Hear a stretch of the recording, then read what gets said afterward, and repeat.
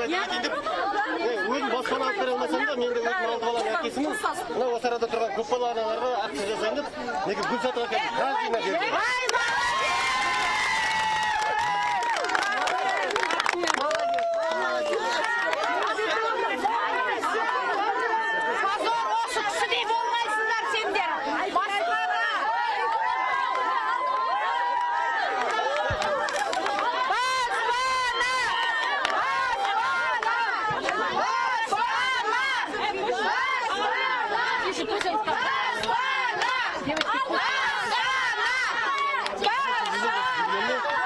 Осыған ешқандай результат жоқ. Бақыт Сұлтановта да болдық, Бердібек Сапарбаевта да болдық.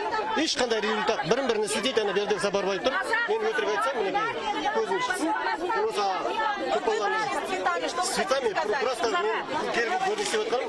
Осындай қысылып жүргендерде аналардың кішкене болса да жүрегін жұбатайын деп, осындай акция жасау үшін өзім сол қаржы алып келдім. Ваше имя, фамилия?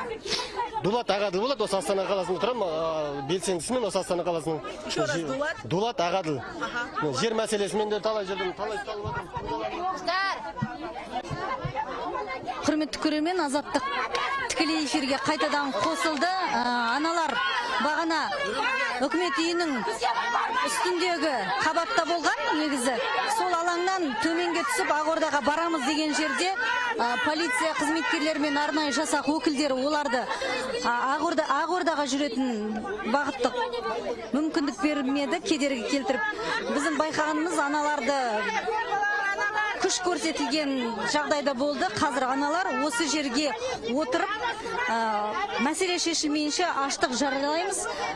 9 маусымда өтетін сайлауға дейін аштық жариялаймыз деп отыр. Айта кету керек, осы аналар жиналған аумақты полиция қызметкерлерімен арнайы жасақ өкілдері қоршап алған. Бұл шеңберге сырттан ешкімді кіргізбейді, іштегі адамдарды шығармайды.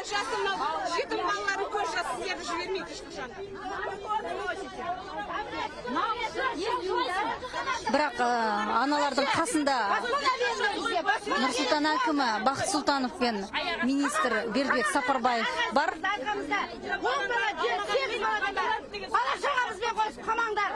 Қазір аштық жариялаймыз деп отырған аналарды тілге, сөзге тартып көрейік, не дейтін, қандай мақсатпен бұлай отырғандарын сұрап білсек.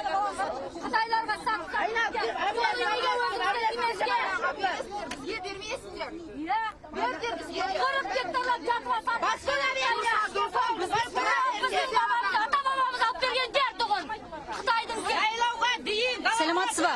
Азаттық тікелей эфирде. Осы жерге неге отырдыңыздар, не себеп отырсыздар?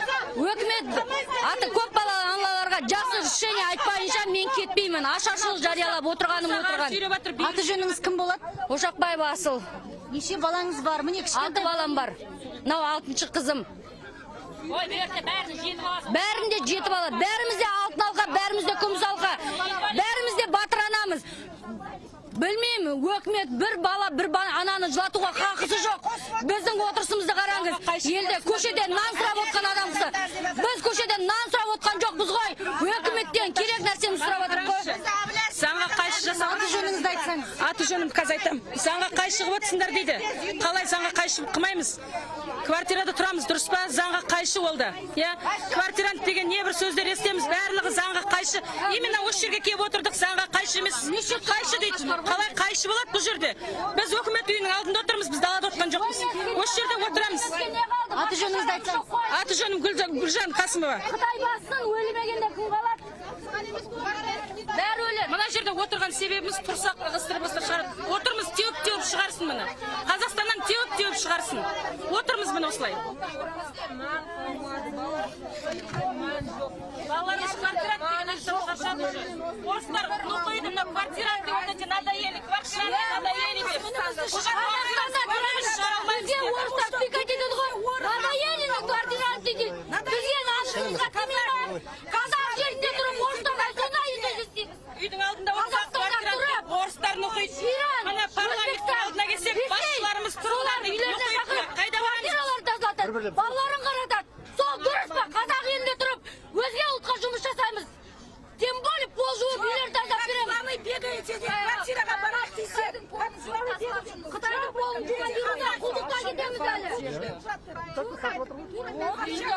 Азаттық тікелей эфирде біз үкімет үйі мен парламенттің ғимараты орналасқан екеуінің арасындағы алаңда тұрмыз. Бұл жерге аналар Ақордаға барамыз деп талпыныс жасаған, алайда көп балалы аналар мен бұл жерге жиналған қауымды арнайы жасақ өкілдері мен полиция қызметкерлері арғы бетке өткізбеу үшін қоршау жасап, міне қазір осы жерде шеңбердің ортасында қалып қойдық. Аналар мәселе шешілмесе, біз аштық жариялаймыз деп осы жерде бала шағасымен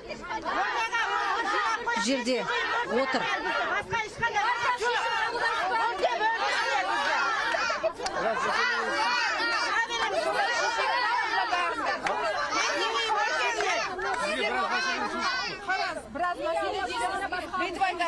Сіздер 2%-пен жиямасыз. Мен 79 мыңнан төлеуім керек екен.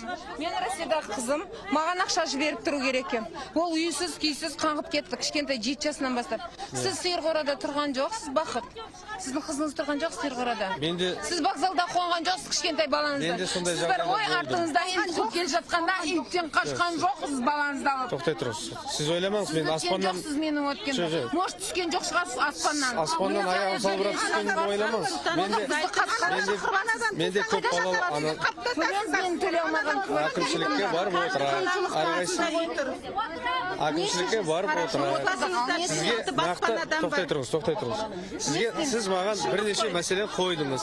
Бір екеуіні таптық біз. Солай бар. Баспанадан басқа мәселе жоқ сенде. Маған айыппұл беріп отқан жоқсыз. Мен оны өзім заңды түрде алам 2 жыл бойы. Жұмысқа да заңды түрде шықтым. Заңды түрде басқа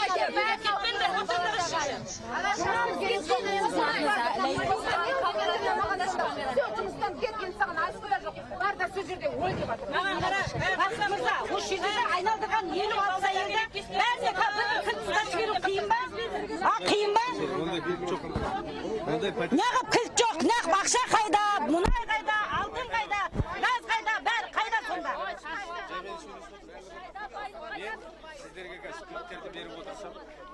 Кілт беріңіздер, біз тарқаймыз, кетеміз, болды. Қазақстаннан теуіп шығарып келді. Қазақтарын шығарған Сонда өмір бақи пармада күнімі көрді керек. Жағдай тұрған жағдайымды бар. Көріңіз сіз қазір менен бірге барып. Неден бір күн қонып шығыңыз. Түгінде сіз түсінесіз менің жағдайымды. Көп бала семьядан, әлі сол жоқшылықтан, әлі келетіңіз. Жасымыз 50-ге келді.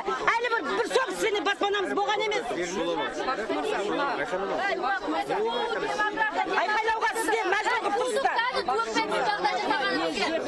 28 жастан бері айыппұл осы. Бүкіл елдің алдына шығып. Қызметкерлер бәрі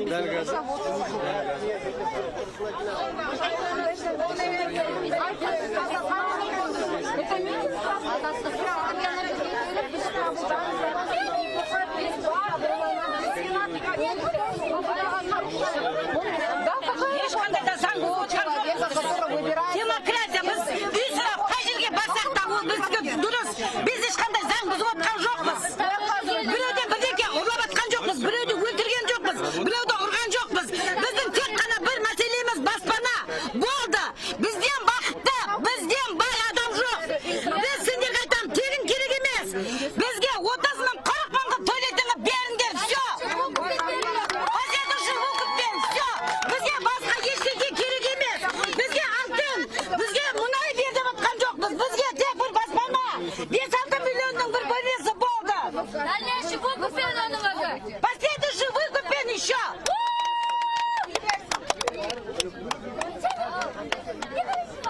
Азаттық тікелей эфирде біз үкімет үйі мен парламент ғимаратының ортасындағы алаңдамыз. Бұл жерде аналар Ақордаға барамыз деп әрекет еткен, бірақ Ақордаға өткізбес үшін арнайы жасақ өкілдері мен полиция қызметкерлері осы маңда қоршау жасалған. Олар миллиондап айға күндігінде жетпейді. Жіберіп саттым. Что? Иә.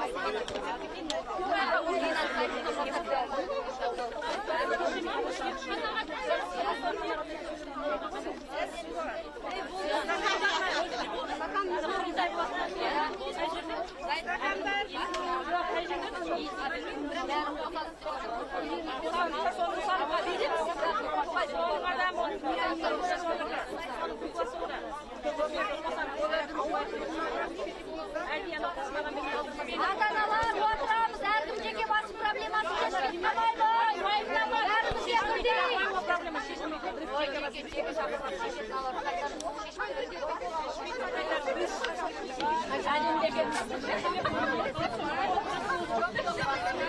Азаттық тікелей эфирде екен тағы бір мәрте еске саламыз.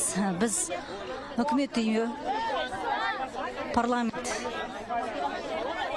қос палатаның парламентінің ғимараты тұрған үкімет үйінің ортасындағы алаңдамыз. Осы жерге аналар Ақордаға өтеміз деген әрекет жасаған, алайда арнайы жасақ өкілдері мен полиция қызметкерлері аналарды Ақордаға өткізбей үшін кедергі жасап, осы жерде қазір шеңбер құрып бізді қоршап алды. Қоршаудың ішінде қалған аналар аштық жариялаймыз, осы жерден кетпейміз. Мәселе, баспана мәселесі шешілмейінше ешқайда бармаймыз деген талап қойды. Олардың қасында қазір Нұрсұлтан әкімі Бақыт Сұлтанов пен халықты еңбек және әлеуметтік қорғау министрі Бердібек Сапарбаев және оның орынбасары Светлана Жакупова аналарға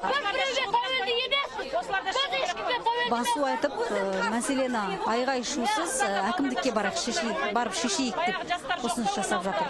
Алайда аналар баспана мәселесі шешілмей жүргеніне 4 айдан асты.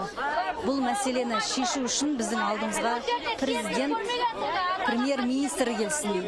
Сол кісілердің аузынан бір ауыз сөзін естейік деген талап қойып, мына жерде отыр. Аналар аштық жариялап жерде бала-шағасымен отыр. Айта кету керек, нұрсұлтандық бір белсенді Дулат Ағаділ аналарға келіп, олардың аналық жүрегін сыйлағандықтан гүл шоқтарын бір-бір тауып раушан гүлін ұсынды. Осылайша ол 4 ай бойы мәселесін көтеріп, айғайлап, жан айқайын айтып жүрген аналарға өзінің құрметін осылайша білдірмек болған. Оғызға дейін отқан адам ұялар, так что отырыңдар.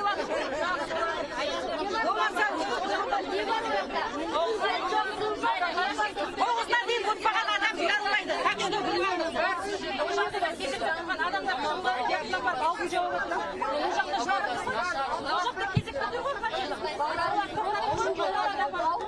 Сәлематсыз ба?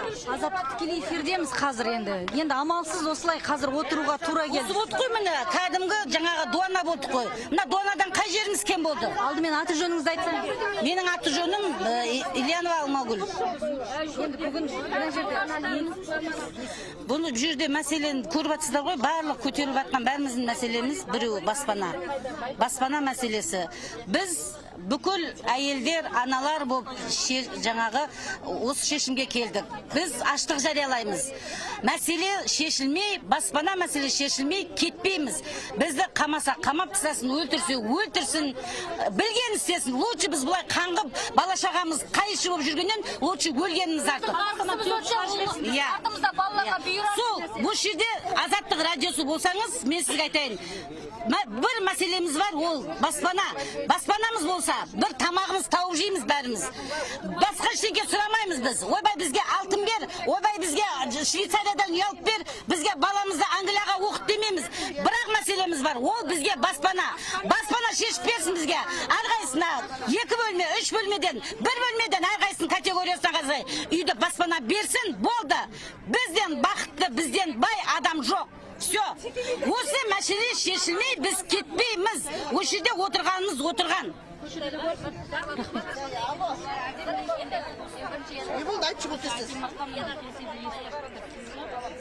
Аштық жариялаймыз деп осы жерге отырған ондаған ана бар. Олардың қасында кішкентай балалары бірге отыр. Аналардың айтуынша мәселе, баспана мәселесі шешілмейінше біз бұл жерден кетпейміз деген сондай белін бекемге буып отырған жандар көп.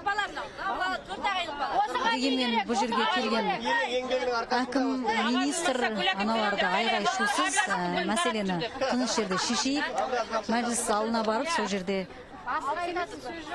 мәселелеріңізді көтеріп тыңдайық деген ұсыныс жасап жатыр. Бірақ аналар кетпейміз, осы жерде отырамыз деп айтып жатыр.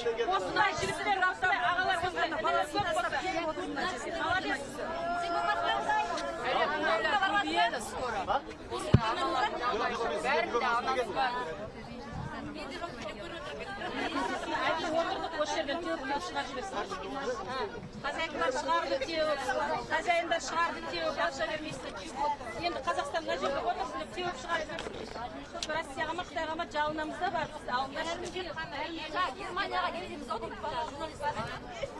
Германияға келеміз, Германияға келеміз.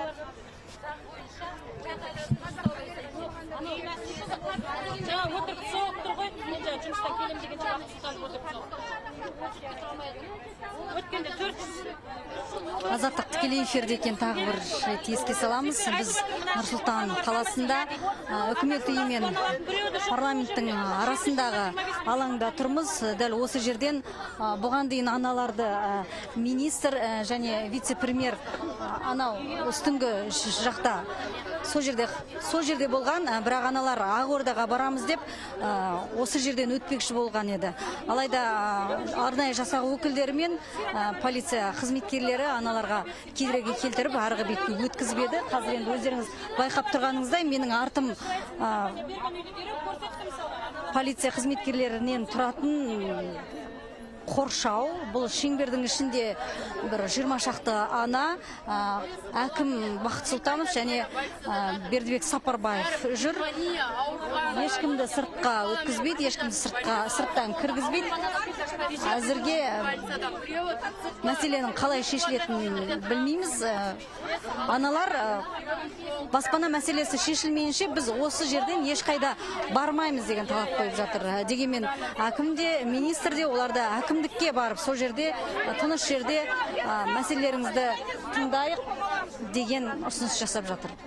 Өздеріңіз байқап отырғандар, бір ондаған ана мына жерде аштық жариялап отыр. Бұл жерден баспана мәселесі билік біздің мәселемізді шешпейінше ешқайда кетпейміз деп отыр.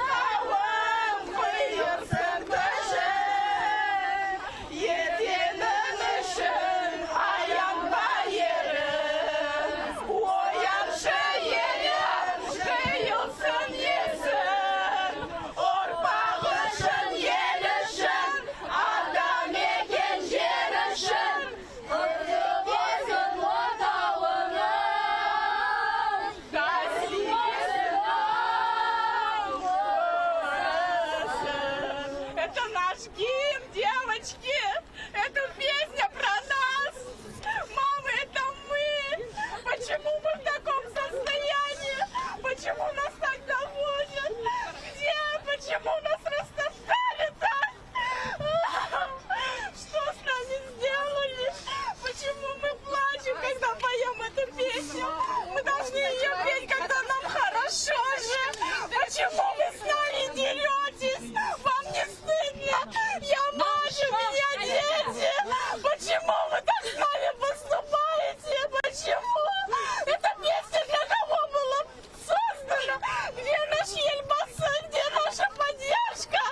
Сколько можно нас мешать со всеми? Сколько можно, пожалуйста, услышьте нас. Ради Аллаха, уразаин датундан шабызда. Почему вы против нас поставили наших сестренок, наших братишек? Почему они стоят против нас?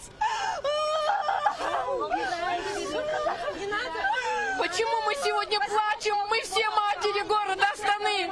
Мы все матери Казахстана. Почему плачем? Потому что эту землю Казахстана, Кабанбай Батыр, Кенесары Батыр, все ее отвоевали. Огромная земля Казахстана. Если в 20-30-х годов наших казахов морили голодом, царская Россия истребляла. В 41-45-м фашистская Германия истребляла. На этой войне мой дедушка Дауринбек Атан Нагашата мой воевал. Кровью защищал Москву, попал в плен, выжил из плена. В 53-м только вернулся на родину. А теперь сегодня, когда нас уже собственные казахи истребляют, почему сегодня выставили здесь всех ОМОНовцев, поставили всех девчонок, полицейских офицеров? Я тоже офицер, я ушла в звание майора.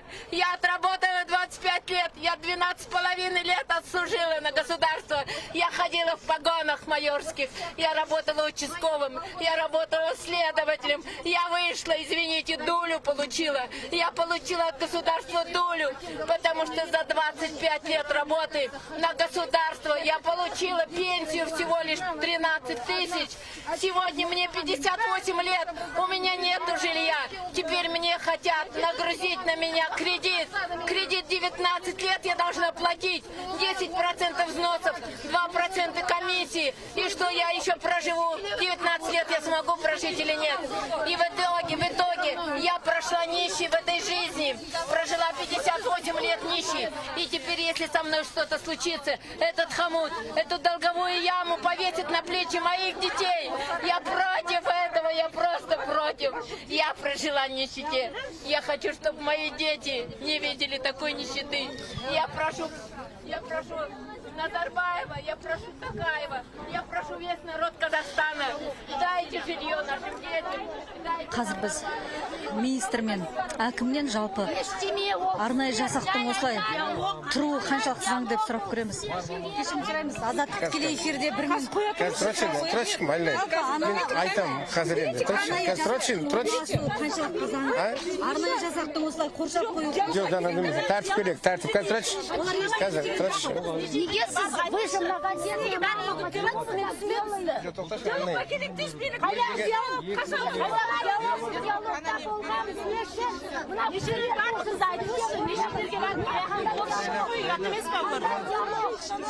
Мынандай айқайлағанда сен шешілмейді, айналайын. Не бересіз, қазір көп айтыңыз. Айқайласын, тоқтаңыз енді. Қазір мына уже осы айдан... Почему вы настраиваете ее против нас? Кого настраивать? Что вы нам дадите? Мы у вас ночуем. Не надо ночевать. Дайте нам жилье, все, нам жилье только надо. Жилье каждому надо смотреть персонально. Как это будет? Вы смотрите? Смотрите. Те, кто у вас впереди очередь, кто перед вами в очередь стоит, Бірақ нәрсені айтам, бәр уақытта бір нәрсе. Здесь 400 квартир раздам. Не беріледі, содан сіздердің нелеріңізді бәрін санап, содан үй беріледі сіздерге.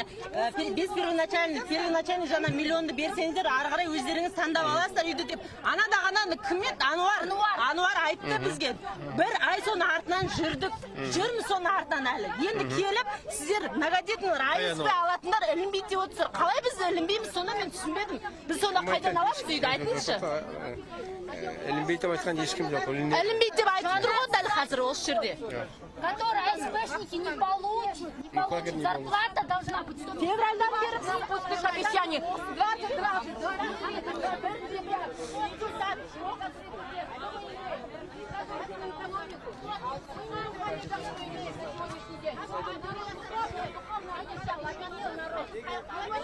Арнайы жасақ пен полиция қызметкерлерінің қоршауында қалған аналар бұл жерден тұрмаймыз. Мәселе, баспана мәселесі шешілмейінше ешқайда бармаймыз деді. Біз жаңа министр мен әкімнен жалпы осы жерге арнайы жасақтың шақырылуы қаншалықты заңды деген сұрауға тырысып едік. Ол кісі шақырамыз, бұл қоғамдық тәртіпті сақтау керек, тәртіп керек қой деп қана жауап берді. Қазір енді полиция өкілінен сұрап білейін осыны. Орындарында беріңдерді кетіңдер. Жастар да бар сендерде бар. Сендерге тіреп қалған сендер жоқ. Кетіңдер бар болды. Шаршады халық сендерде. Кәдімгідей шаршады сендерден. Елдеріңе ие бола алмасаңдар. Миллиондап депутаттар пенсия алып отыр, зарплата алып отыр. Неге пенсия зарплата алып отырсыздар? Бәріңізде грин-вилочта отырсыздар. Бір-бірі баспана. Россиядан аншылық не үшін сайлауға шақырыңдар, миллиондап ақша төлет, соны айтыңызшы маған. Соны айтмаса, осы шақырды. Сол ақшаны Қалай өтейік? Қазір біз осы жерде жүрген полиция өкілдерінен жалпы қоршау қою қаншалықты заңды деген сұрақ қоюға тырысамыз. Саламатсыз ба? Азаттық радиосы тікелей эфирде. Бұл жерге арнайы жасақтың Пресс-служба департамента. Ол кісілер не істеді сонда? Бір жауап берсеңіздер. Пресс-служба департамента. Все вопросы пресс-служба ДВД. Қандай бір тәртіп бұзушылық жасады ма ол кісілер?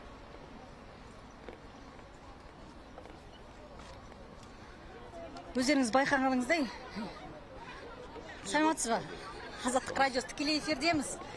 Бізге бір сұрақ мазалап тұрғаны, жалпы осы жерге аналар енді бейбіт келді ғой өздері, бірақ осындай арнайы жасақ шақырып, қоршау ұйымдастыру қаншалықты қажет болды? Бұл заңға қайшы емес пе? Жалпы адамдардың конституциялық құқығы. Сіз бар ма? Мен сізге былай айтайын. Енді адамдар келді, айтарын айтты. Дұрыс па? Мына министрдің бәрі шықты, Нұр-Сұлтан қаланың әкімі шықты, сөйлесті, Сапарбаев шықты. Соны енді бәрі сөйлесті, Гүлшара Әбдіқалова шықты, госсекретар. Бәрі шықты, енді бәрі түсіндірді. Енді адамдар бар түсініп, енді ары қарай немене заң ретінде қарау керек қой. Дұрыс па? Мына ары бері жүріп, мына площадьта жүріп, ана жақта, мына жақта. Қазір қайдан білесіз? Біреу неғып кетсе, қасық сеп кетсе, қайдан полиция не болады ғой?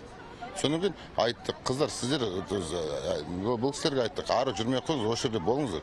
Міне министр бәрі тұр. Не қыласыздар, ары бері жүріп. Біз не қыламыз еді, барамыз еді, содан кейін біз айттық, қой, осы жерде сөйлесіңіз болды. Жаңа мысалы күш көрсетілді ғой бір шамалап. Енді сіз өзіңіз көрдіңіз ғой, біз ешкім күшті көрсеткен жоқ қой. Бұл келіншектер өздері біздің ана қызметкерлер біз үндеген жоқпыз ғой. Немене өйтіп өтірік соғыда бар ғой, сіздікі болмайды ғой. Сіз өтірік не қыласыз соғып? Біз көрдік қой. Енді сіз көрген жоқсыз ғой, сіз көргенде көрдіңіз ғой. Не көрдіңіз ғой, немене біреуін тиіскенде жоқ деп. Жүрме деді, болды. Ары қарай бармаңдар деді. Дұрыс па? Жақсы. Енді бұл кісілер қашанға дейін осылай тұрады? Енді оны сол кісілерден сұраңыз. Сіз журналист қой. Сол кісілерден сұраңыз.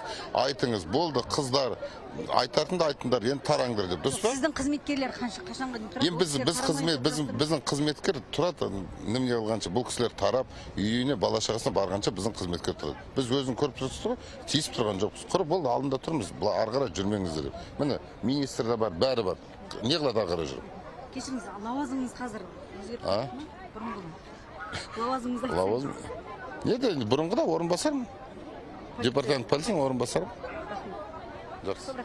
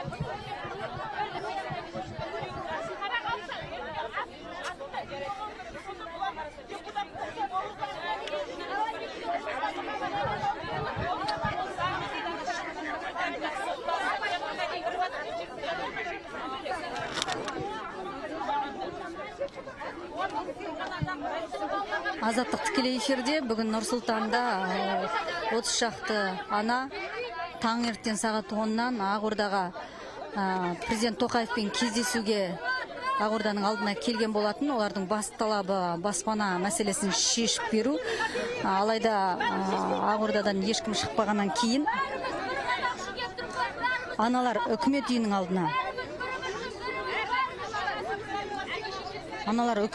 алдына келді.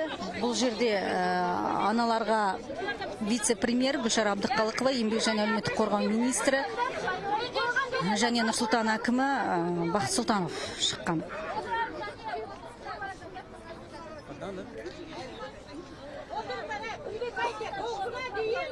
Екі сағат күткен соң ешкім шықпағаннан кейін аналар тағы да Ақордаға барамыз деп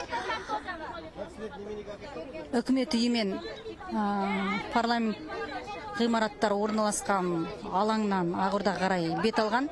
Алайда Ақордаға өткізбес үшін арнайы жасақ қызметкерлері мен полиция өкілдері аналарға кедергі жасап, дәл қазіргі уақытта біз құқық қорғау органдарының құрған қоршауында қалдық. Бұл жерде 20 шақты ана аштық жариялаймыз деп отыр жерде асфальттың үстінде. Мәселе шешілмейтін болса, біз бұл жерден ешқайда кетпейміз деп талап етуде. Жалпы және полиция департаменті басшысының орынбасары Бақытжан Малыбаевтан сұраған едік. Жалпы бұл қаншалықты заңды аналарға осылай арнайы жасақ шақырып, полиция қызметкерлерінен арнайы жасақтан қоршау құру қаншалықты заңды деп сұраған кезде, ол кісі бұл қоғамдық қауіпсіздікті қамтамасыз ету мақсатында жасалған шара деп жауап берді.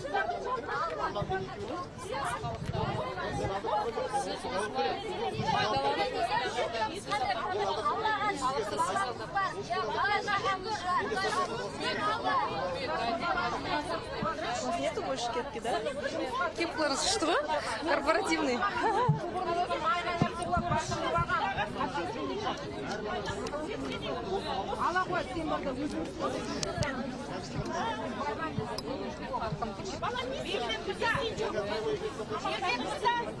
Бізге келетін адамдар біздер көріп отырмыз, Тоқаев елбасымыз көріп отыр ма?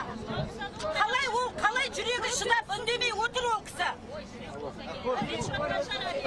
Телефон бар ма? Интернет телефон бар? Назарбаев несін шығарып беріңіз ма? Айтқан 21 мың теңге әр балаға деген шығарып беріңіз.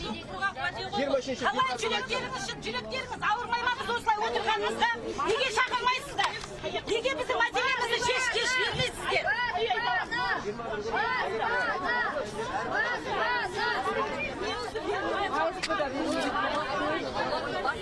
Наразылық шарасы таңертеңгі 10-дар шамасында басталған.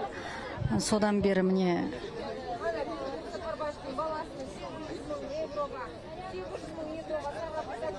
4 сағат өтті. Осы 4 сағаттың ішінде аналардың алдына министр, вице-премьер және қала әкімі шықты. Бірақ аналар жалпы наразы топ біздің алдымызға президент Тоқаев, премьер Мамин шықсын деген талап қоюды. Егер мәселе шешілмейтін болса, біз аштық жариялап осы жерден ешқайда кетпей отырамыз деп жатыр. Аналарға әкім де, министр Сапарбаев та басу айтуға тырысып жатыр. Дегенмен аналар бұған назар салып, тыңдағысы келмейтін сыңай танытып сондай. Өйткені 4 ай өтсе де мәселеміз әлі күнге дейін шешілген жоқ. Бір есіктен екінші есікке, екінші есіктен үшінші есікке барып жүрміз деп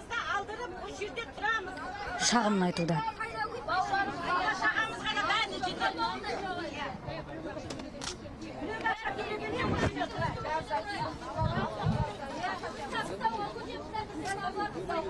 Зика!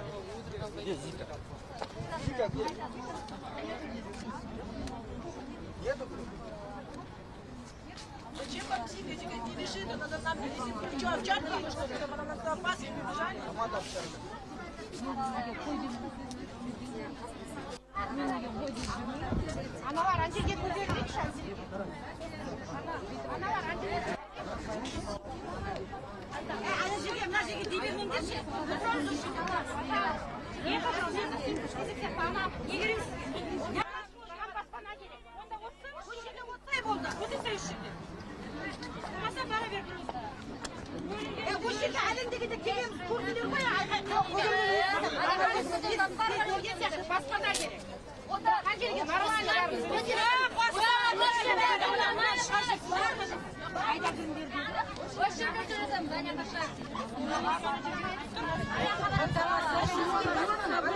Арнайы жасақ пен полиция қызметкерлерінен құралған қоршаудың ішінде қалған аналар, міне өздеріңіз көріп отырғандай, асфальттың үстіне отырып, бала шағасымен бірге аштық жариялады.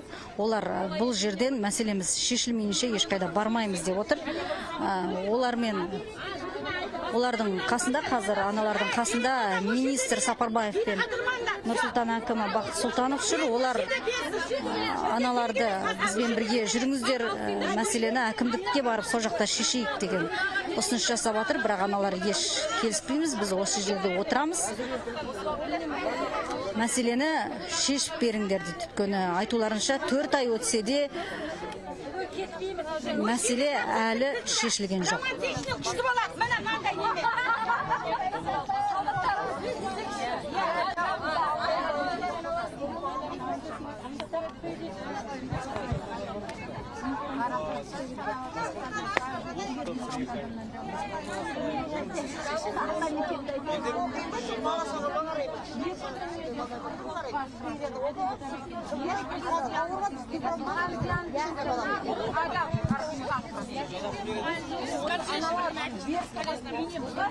Дискуссия бесполезная. Конечно, келіңіз айтып отырмын.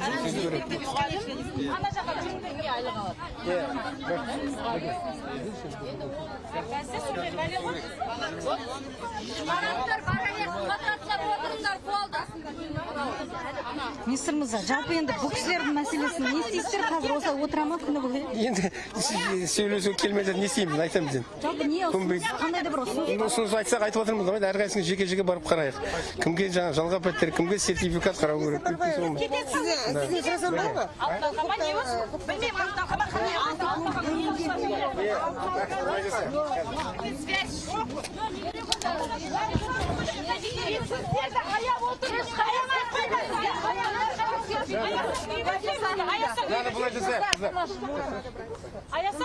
Қазір сіздер тыңдаңыздар. Мына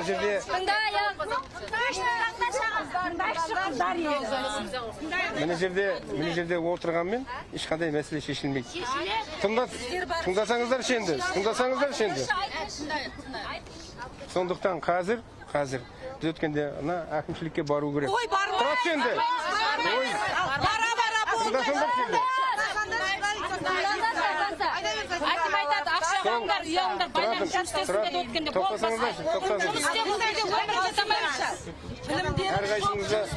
Әрқайсыңызды қарайды. Кімге жилищный сертификат беруге болады? Кімге жалдамалы пәтер беруге болады? Кімге бір жаңағы кәсіпкер бола ма, кәсіпорын бола ма, соның көмегімен көмектесуге болады? Кімге жаңағына бірінші төлейтін жарнасы бар ғой, соның көмектесуге. Сөйтіп мәселені қарамаса болмайды. Тұратыңыздар енді. Енді қазір тұратыңыз. Қазір айтып болайыншы енді. Мына жерде бұл мәселенің барлығын тыңдасаңызшы сіз. Тыңдаңыз. Тыңдамасаңыз онда тыңдамаңыз. Басқаға үндемеңіз. Басқаға үрткі салмаңыз. Сондықтан ағайындар, қыздар, сіздердің мәселелеріңізді ең бірінші шешетін қаланың әкімі. Тұратсаңыздар сен. Одан кейін тұратырыңыз. Ауыз бердегінде бақылы бермеу керек. Сіздердің алдарыңызда тұрмыз ғой мына, шашымыз апақ болса тұрған бері. Сіз тыңдасаңыздар кішкенеді. Екінші, тұратыр дейм айналайын. Екінші, тұратырыңыздар. АСП-ға байланысы болатын болса, ол мәселені тоқтасаңыз, оны шешетін біз. Егер АСП-ны ауыстыру керек болса, басқа керек болса, оны біз қазір қарастырамыз. Тыңдаңыз. Одан кейін бағандан бері мына өкіметтің бастығының орынбасары сіздермен бірге жүр. Өкіметтің бастығы арнайы жіберді. Қызбенен тыңдаңыз. Тоқтай тұрыңдаршы қыздар. Не деген сіздерде тәрбие жоқ, а? Мәдениет жоқ. Кеткенде болу керек. Сіздер қыз екендеріңіз ұмытылса, қазақтың қыз екендеріңізді. Сондықтан тыңдаңыздар. Мына кісі арнайы тоқтаңыздар енді. Тоқтаңыздар. Сіздерге арнайы тоқташы енді қазір. Айтып болайын. Тыңдамайды олар қазір. Сізді тыңдамайды. Әйелдер, мына қараңыздарда. Мен айтайын деген, біз не үшін барамыз қазір ол жерге? Бүкіл данныйымыз бар ғой сізде. Содан қарап, әркім әр өз статьясымен, несіне статусымен. Неге детмейсіздер? Бар, болды, мына кісіге талай бар. Жалқаусыңдар дейді, несіңдер дейді, жұмыс істеңдер дейді, ақша құйыңдар дейді. Жаңа 400 адамға пәтер бердім дейді, 7-20-25-ке бердіңіз ғой. Просто өлтіріп әбден тойып біттік қой. Өкіметтің мен ауыстырмаймын, мен екінші естіп келдім оны. Өкіметтің бастығының орынбасары келді. Кірдік уже. Мен ол жерге келмеймін. Пока последняя ананың проблемасы бүкіл данныйымыз бар сіздерде. Соны по очереди шешсеңіздер шешіледі осы мәселе. Ол бір адамда барып шешілмейді ол. Бар, данныйларың бар. Шешсеңіздер компьютер бойынша шешіп керек емес. Бардық қалай рет шешуге. Шешілмейді. Ардайдан бері шешмейді. Шешмейді. Қолдарына түптеген. Біртіндеп бар шешілмейді. Сіздер бір нәрсені тыңдағыларыңыз керек. Қыздар, тұра тұрыңдаршы. Мына қазір басқаларға беріңізші. Жұмыс істейтін адамдарға орындарыңызды беріңіздер. Келіңіздер, ана бас. Жарайды. Мына Гүлшара Наушақ қызы, мына сіздердің осы сұрақтарыңыздың барлығын ана өкіметтің басшысына қазір енді өкіметтің басшысына жеткізеді, осылай болды деп. Ал шешілетін, тыңдасаңыздар сенді. Шешілетін. Мен жаңа сіздерге айттым. Қалай шешілетін? Әрбір отбасыға жеке қарау керек. Онсыз шешілмейді. Міне жерде.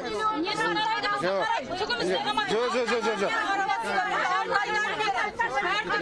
Басқа да кетті. Несін қарайсыздар? Бізге қабыш айтып отырсыз, тәртіпсіз болып жатсыңдар деп. Қыздар, міне жерден сіздерге ешкім пәтер бермейді. Мына отырғаннан ешкім пәтер бермейді. Сондай соңы. Не болады сонда? Ал айқайлай берсем не шығасың? Қалтамда пәтер бар, берейін мына. Сондықтан, сіздер енді шешілетін, тыңдаңыз, шешілетін жағына бару керек қой, қыздар. Одан болмайды. Бекерге уақыттарыңызды жіберіп, неріп тұруға не керек бар оның?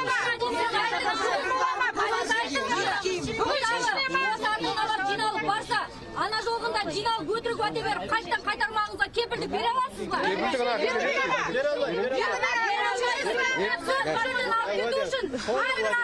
Әрбір ананың көз жасына кепілдік беріңіз. Содан кейін біз барамыз. Бүгін шешіп береміз десеңіз барамыз. Бүгін ешкім шеше алмайды. Бақыт мырза, біз қазір барсақ, сіздер қолдарыңыздан қолға жазып бересіздер ма? Пәлен уақытта шешіледі үй мәселесі.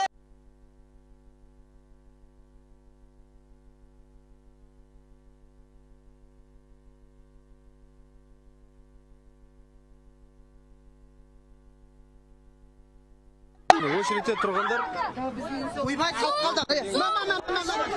Құрметті көрермен, мына жерде бір адам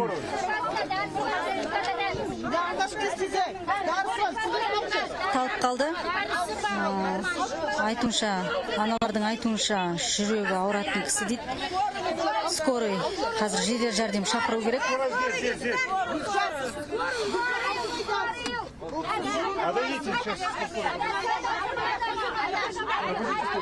Скорая, вот она,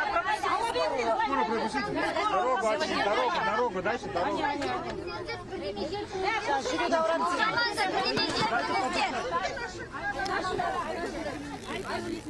Аштық жариялайым деп отырған аналардың бірі есінен танып құлап қалды. Аналардың қасындағы аналардың айтуынша ол кісінің жүрегі ауырады екен.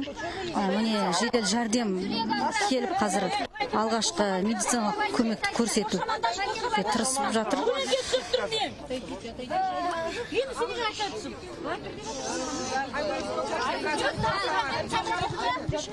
Надо лежать. Туда-сюда не шагай.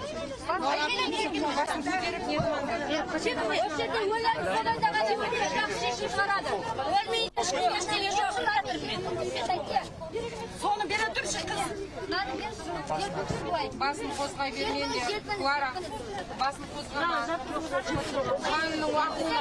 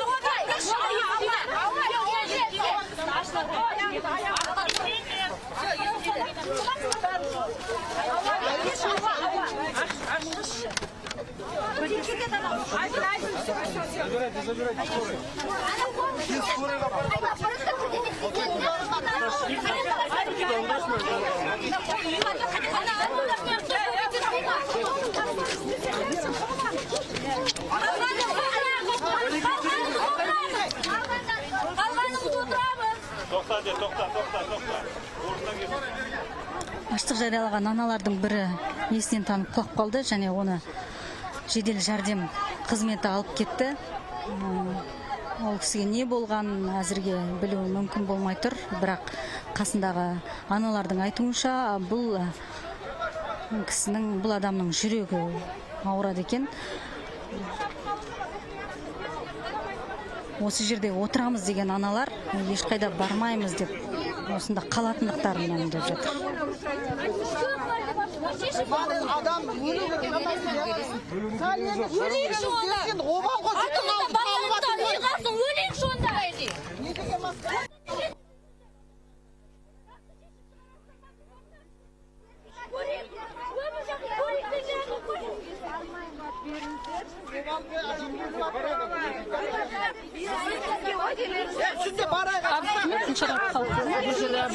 Халыққа айтады ана кімге, Бақыт Сұлтановқа. Сіз табыңызшы дейді. Айттым ғой сізге дейді. Ана несін тауып беріңіз бе, аналарды бәрі үгіттеп атқан адам дейді. Сөйтсе айтады, КМБ-ға бүкіліне айттым дейді, сол ізді тап деп дейді. Сосын мен не айтып тұрсыз істеп тұрмын. Бұл жерде аналарды кім үгіттейді? Аналарды кім үгіттейді? Аналарға үй керек, басқа не керек аналарға? Көрдіңіз ба бізді? Үгіттеді деп тұр, сол үгітпен шықты деп тұр. КМБ-ға айттық дейді, сонда біздерді КМБ-мен бәрімізді қудалап қорқытпақшы болып тұр ғой бұл жерде.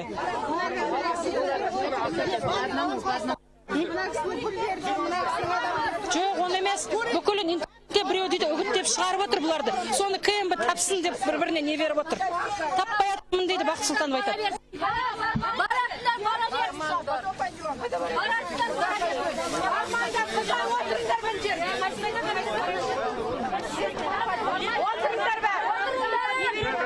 Азаттық тікелей эфирде біз Нұр-Сұлтан қаласындағы көпбалалы аналардың наразылық шарасынан тікелей эфирге жұмыс істеп тұрмыз.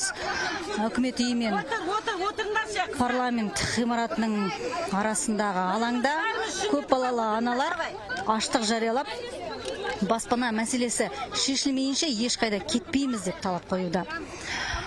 Аналардың алдында еңбек және әлеуметтік қорғау министрі, Нұр-Сұлтан әкімі және Күлшара Абдықалықова болған. Ол кісілер аналарға басу айтып, әкімдікке барып, тыныш жерде мәселелеріңізді жеке-жеке қарайтын боламыз деп өздерімен бірге автобусқа отыруды сұрап жатыр, бірақ аналар келіспейміз, біз не де болса осы жерде отырып, осы жерде мәселенің шешілгеніне дейін қаламыз деп талап қоюда. осыдан бірер минут бұрын аштық жариялаған аналардың бірі есінен танып құлап қалған. Ол кісіні медициналық қызмет жедел жәрдем көлігі келіп алып кетті. Жалпы ол кісінің жағдайы әзірге белгісіз. Қандай да бір ақпарат болатын болса, мен айтатын боламын.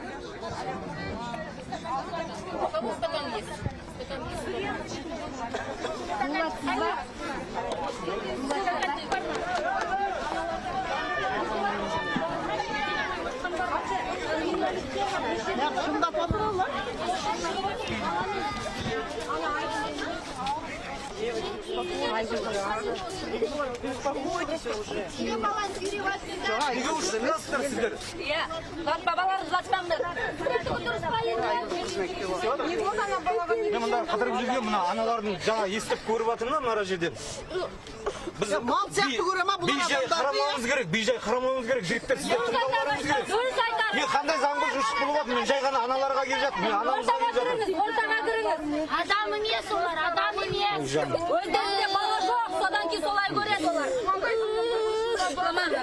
Неге арандатасыздар сіздер жігіттер? Неге арандатасыздар? Мен жай ғана келіп жатырмын. Өздерінде бала жоқ. Ешқандай заң бұзушылық болып тұрған жоқ burada. Ятсыздар.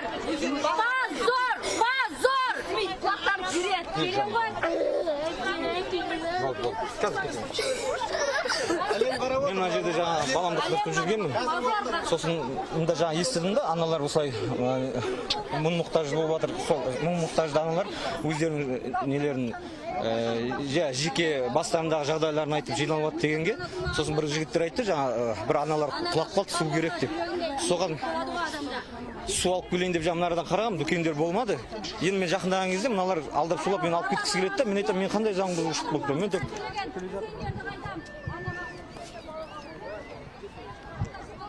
Байқап отырғандарыңыздай, жалпы аналар жиналған аумақ қоршалған, ол жерге сырттан ешкімді өткізбей тұр. Жаңа ғана баласын ерткен ер азаматты кіргізбей, баласын шошытып. Енді міне бір топ келген ананы полиция қызметкерлері аналар жиналған аумаққа өткізбей тұр екен. Қазір сұрап біліп. Міне алтын аналарға қол көтеріп жатыр мыналар. Жүріңдер. Неге сіздер өткізбей жатсыздар?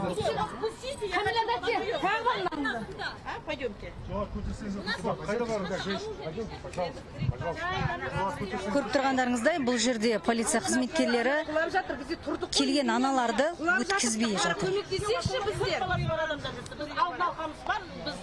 Үй сұрап келіп отырмыз, мен қазір депутаттар бар деп, я хочу свой вопрос задать. Потом Султан, біздер шум көтеріп жүрген жоқпыз ешкім. Біздер жай қазір келдік. Ар жақта осында жіберді. Неге өткізбей тұрсыздар? Мен ан жақтан мын жаққа. Кәмелеттер сағыңыз. Ақысы жоқ, мынандай мыналарға қол көтеруге ақысы жоқ. Жүріңдер бұл. Мына журналист жүріңіз, сізге қол көтеріп жатыр алтын аналарға. Жіберіңіздер, шығарып далада.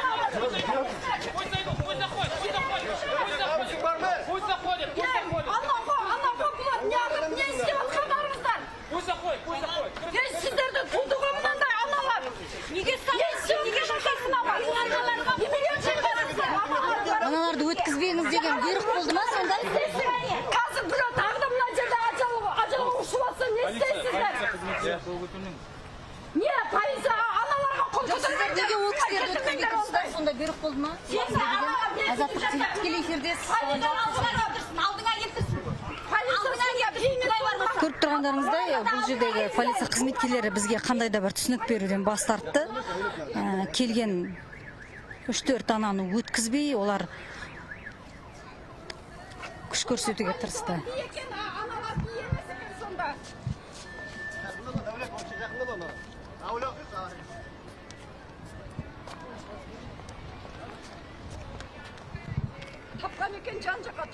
Аштық жариялаған аналардың сыртын қоршаған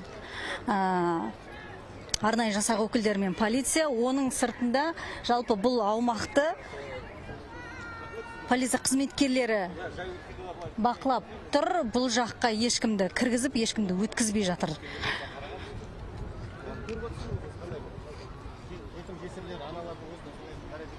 Әрине бауырым, бұндайды біз жасырмауымыз керек. Бұл шыға береді қазір. Аналарды тыңдап,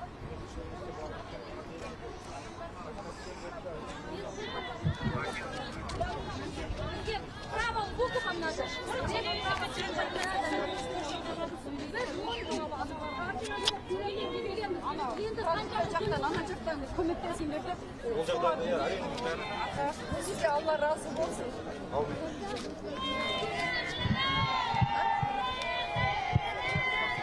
Аналарды қоршаған аумақтың үстіңгі жағында, осы баспалдақтан жоғарғы жақта тағы да бір топ ана кіре алмай тұр. Олар астындағы аштық жариялаған аналарды өзінше қолдауға тырысуда, ән айтып жігерлендіріп жатыр. Қазір біз сол кісілерге барып ойларын білсек, не дейді екен, неге өткізбей жатыр, полиция өкілдерінен де қандай да бір түсінік алуға тырысамыз.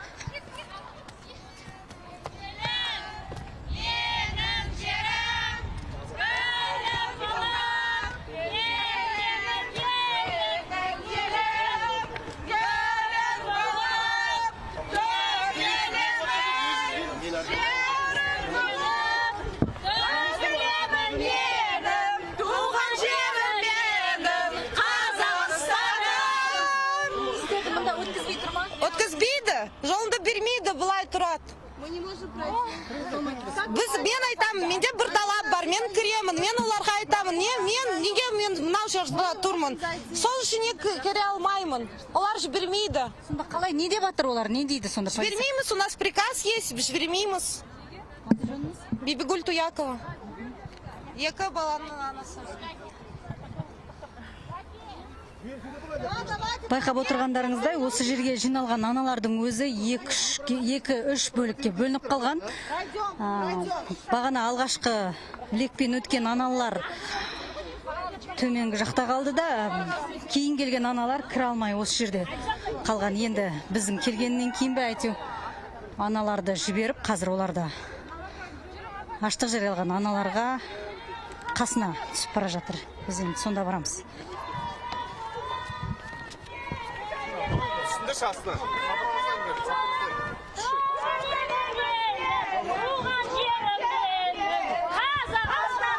Бұл кісілерді не себепті сонда сопровождать етесіз? Жүріңіздер. Не себепті сопровождать етіп жатсыз? Қастарыңызда жүреміз. Бұл кісілер сонда бір заң бұзып жатыр ма, тәртіп бұзып жатыр ма? Менің сұрағыма полиция қызметкері жауап бермеді. Жалпы не себепті аналарды қасында бақылап жүрсіңіздер деп сұраған едім, бірақ ештеңе жауап берген жоқ. Қазір енді тағы да аналардың жиналған, аштық жариялаған жеріне барып, сол жерден тікелей эфирді жалғастыратын боламыз.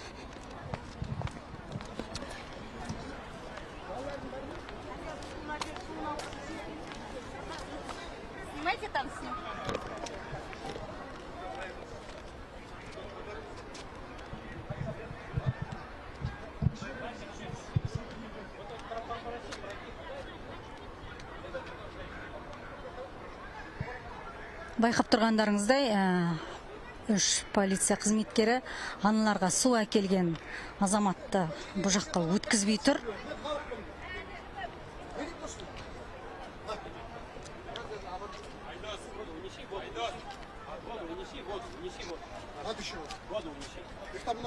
Воду унеси, вот, встань здесь один, здесь второй встань.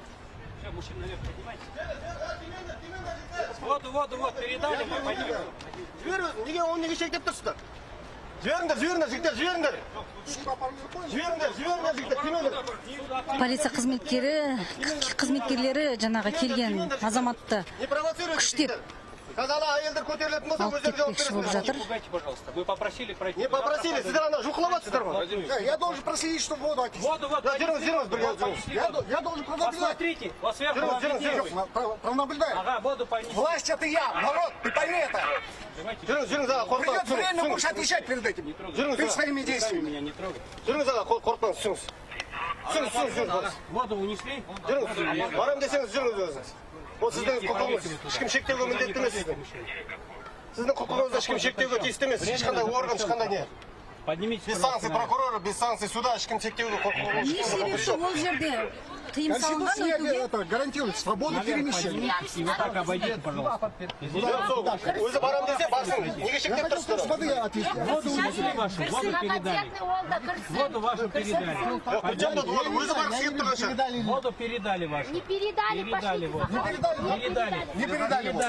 Не передали. Тимендер, жігіттер. Тимендер деймін. Тимендер деймін. Пошлите, пусть зайдет тоже. Я зайду, передам воду. Воду передали. Воду передали.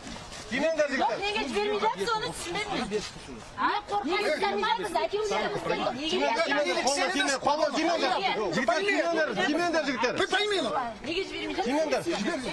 Тимендер жігіттер. қарындасым бар ма, мамам бар ма?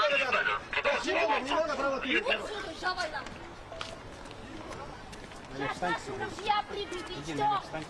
Кешірім сұраймын, азаттық тікелей эфирде ол кісілерді неге жібермей жатырсыз? Там же сейчас Не себепті? Сіз айтасыз, ол жақты өтуге тыйым салынған деп. Қандай заңға... те, кто хотел пройти, уже прошли туда. Воду мы, вы видели, воду мы передали, пронесли Келіп жатқан воду. кісілер көп қой. Не себепті өткізбей жатырсыздар? Там женщины ведут разговоры, зачем он туда Сіз вмешивается? және өзіңіздің айтып қалдыңыз, бұл жаққа өтуге тыйым салынған деп. Временно я сказал, временно. Мужчинам пока временно. Вот женщину мы пропустили, пожалуйста. Не Свои... себепті ер адамдарға өтуге болады? Я вам разъяснил все. Все разъяснил. Маған түсінсіздерді. Не себепті ер адамдарды өткізбей тұрсыздар ол жаққа? Мужчина проходит туда непонятно с рюкзаком. Что у него в рюкзаке? Там люди, здесь безопасность, извините меня. Воду, которую он принес, мы воду пронесли туда. Он мог это остановить. Танысып кетсеңіз кім болады? Жоқ. Я представился вам вначале, вы ко мне подошли, я к вам представился. Пройдите, пожалуйста, туда. Туда пройдите, пройдите туда. Пройдите. Пройдите туда.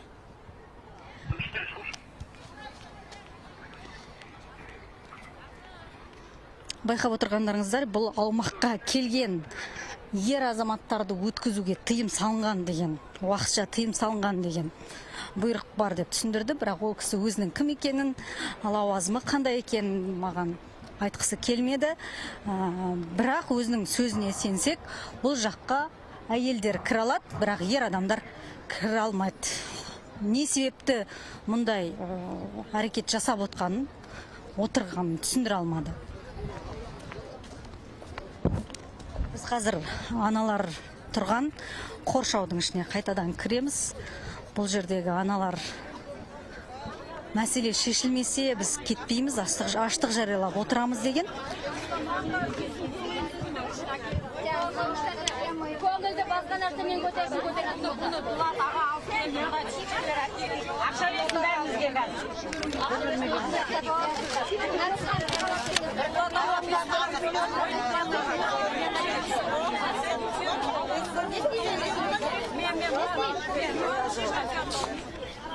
Жағдай болса жабамын, жоқ болса нем жабамын.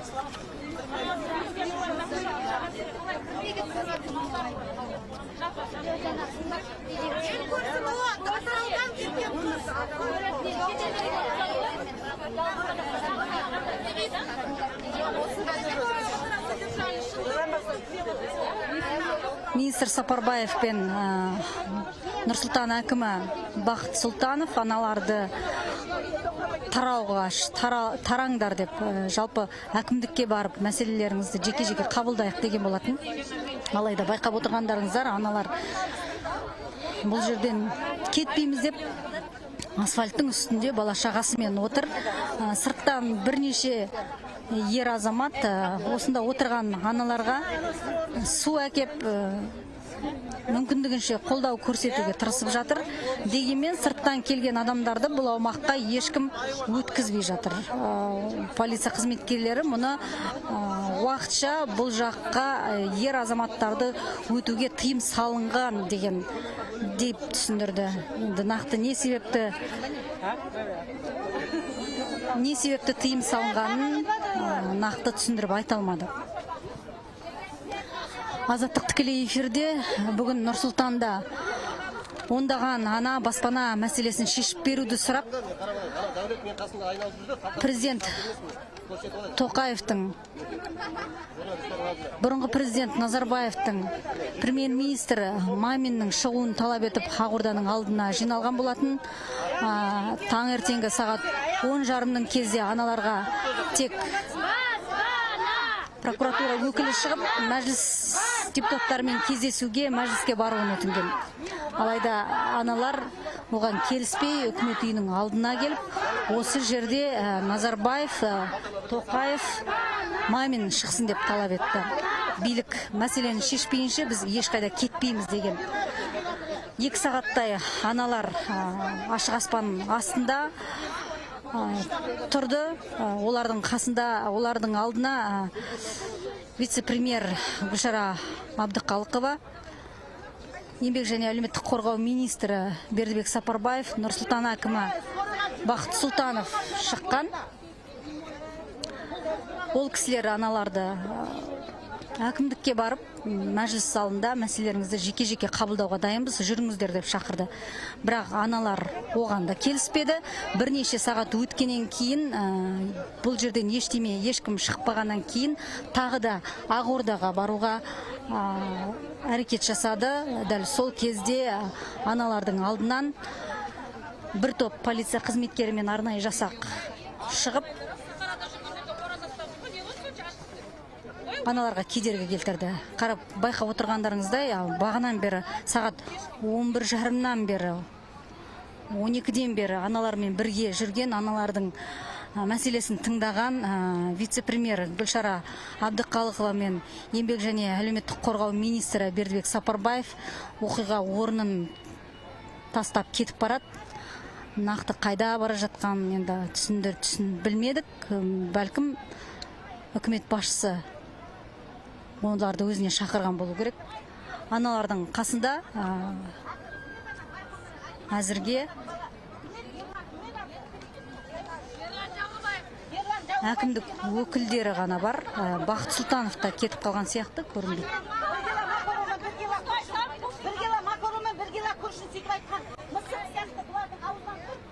Ақордаға қайта бармақ болған аналардың алдына арнайы жасақ өкілдері мен полиция қызметкерлері шығып кедергі жасап ары қарай өткізбеген. Содан кейін олар арнайы қоршаудың ішінде 20 шақты ананы қалдырып, қазір бұл аумаққа ешкімді кіргізбей, ешкімді шығармай тұр. Біз не себепті бұл жерге кіруге болмайды деп сұрағанымызда полиция қызметкерлері қоғамдық тәртіпті сақтау. Екінші мәселе, жалпы осы жаққа әзірге кіріп шығу уақытша тыйым салынды деп түсіндірді.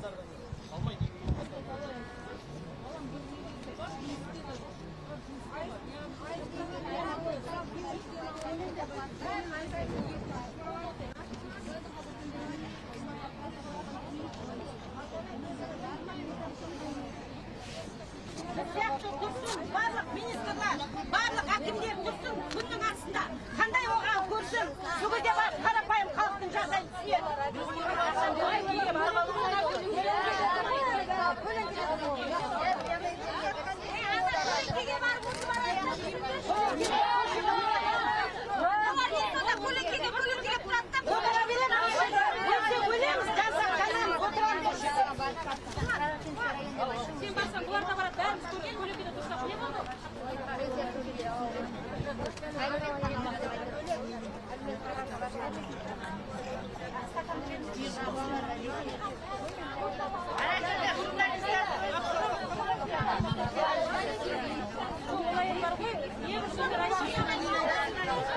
Азаттық тікелей эфирінде еске салайық, Қазақстандағы көпбалалы аналардың наразылық шарасы ақпанның 4 күні Нұрсұлтан қаласында бір үйдің 5 қызы қаза тапқаннан кейін күшейген болатын. Сол кезде көпбалалы аналар жалпы тұрмысы төмен көпбалалы отбасылардың жағдайын көтеру, атаулы әлеуметтік жәрдемақы мөлшерін көбейту, баспана мәселесін шешу сынды биліктен талаптар қойған.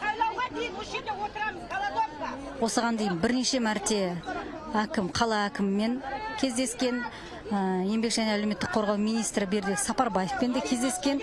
Бірақ аналардың сөзінше қайда барса да ешқандай мәселе шешілмегендіктен біз амалсыз соңғы үміт ретінде осы президент Тоқаевқа келдік деп бүгін Ақорданың алдына жиналған. Алайда аналардың талабы орындалмады. Ақордадан Тоқаев та, үкімет басшысы премьер-министр Мамин де шыққан жоқ. Бірақ олардың орнына вице-премьер Гүлшара Әбдіқалықова, еңбек және әлеуметтік қорғау министрі Бердібек Сапарбаев және Нұр-Сұлтан әкімі Бақыт Сұлтанов келген. Дәл қазіргі уақытта бір 30-ға жуық ана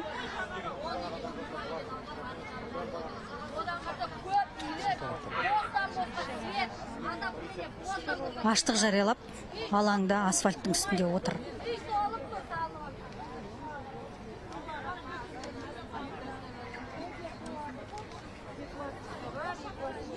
Бұған дейін аналардың жанында еңбек және әлеуметтік қорғау министрі Сапарбаев, вице-премьер Әбдіқалықова және Бақыт Сұлтанов болған. Алдыңғы екеуі осыдан бірер минут бұрын кетіп қалды, ал Бақыт Сұлтанов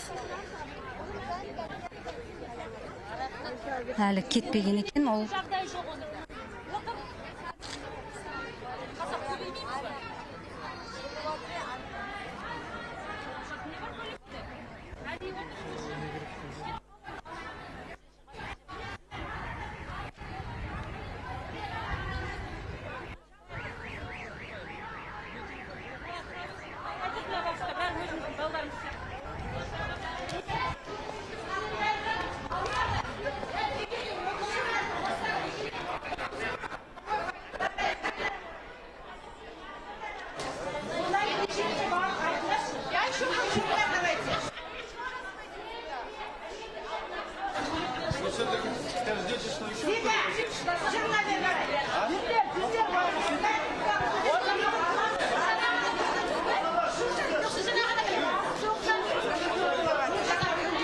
әкімдік өкілдері аналарды әкімдікке барайық деп шақырып жатыр, бірақ аналар оған келіспейміз, осы жерде қаламыз деп жатыр.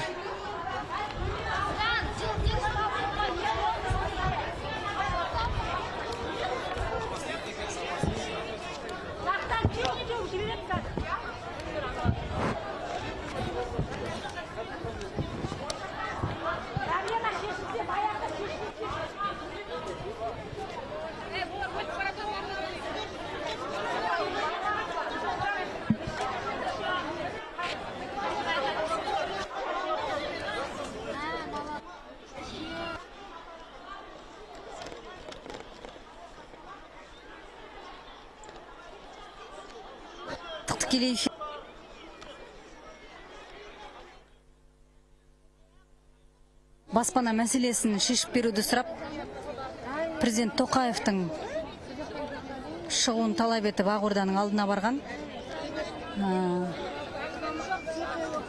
Бірақ таңда жоқ, ол іс сапармен Жамбыл облысында жүр. Десе де аналар баспана мәселесі шешілмей, осы жерде аштық жариялап отырамыз деп жатыр. Айта кету керек, және осыдан жарты сағат бұрын аштық жариялаған аналардың бірі денсаулығы сыр беріп құлап қалды. Есінен танып қалған ана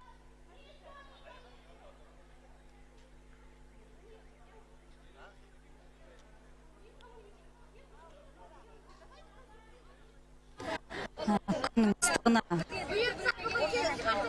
шыдамаған болу керек. Жалпы бүгін Нұр-Сұлтан қаласында күн ыстық, ауа температурасы дәл қазіргі уақытта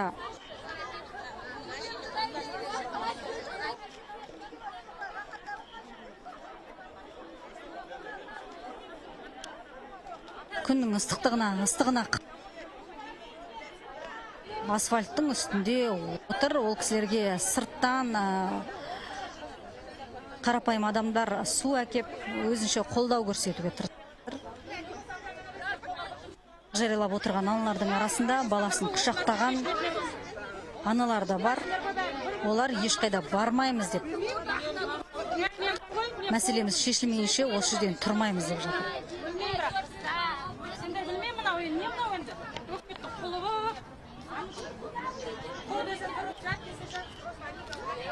Айта кету керек, аштық жариялаған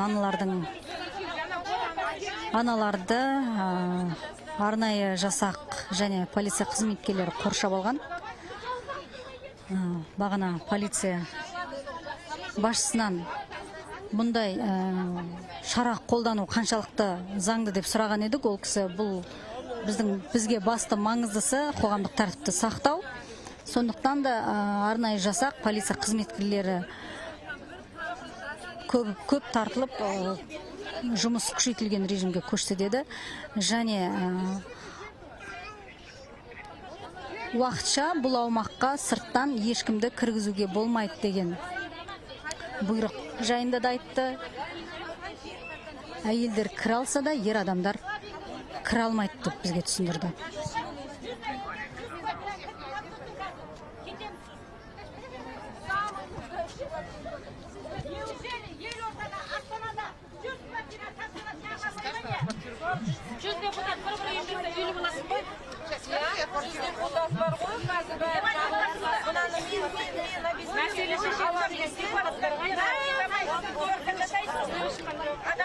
Күннен аллергия бар,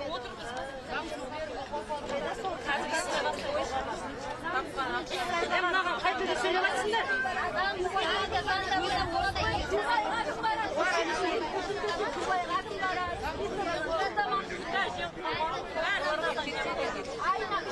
Вы не уходите. Как вы уйдете, нас сразу туда загонят. Не уходите, только ради вас они вас не трогают нас.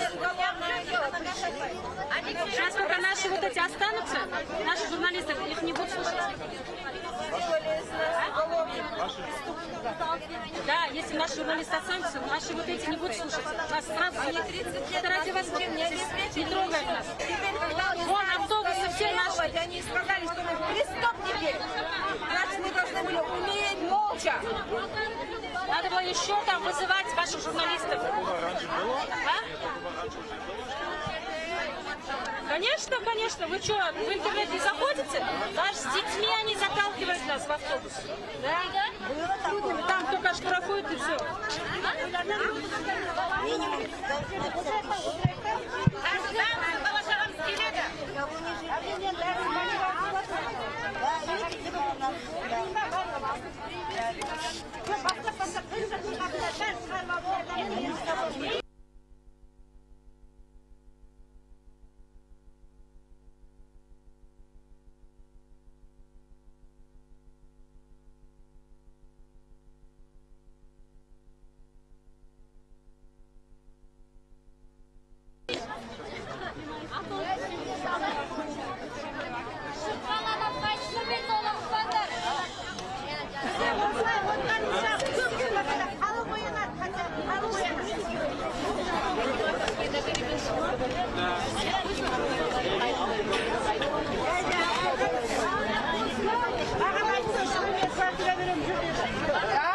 Давайте, все равно, если голодовку объявили, ночевать, нам следует прийти к концептуалу.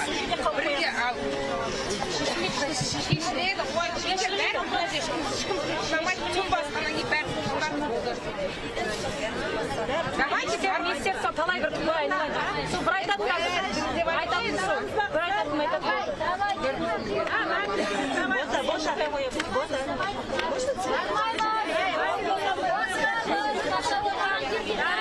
Азаттық тікелей эфирде біз Нұр-Сұлтан қаласындағы көпбалалы аналардың наразылық шарасындамыз. Бұл жерде көпбалалы жалғызбасты аналар баспана мәселесін шешіп беруді талап етіп, президент Тоқаевқа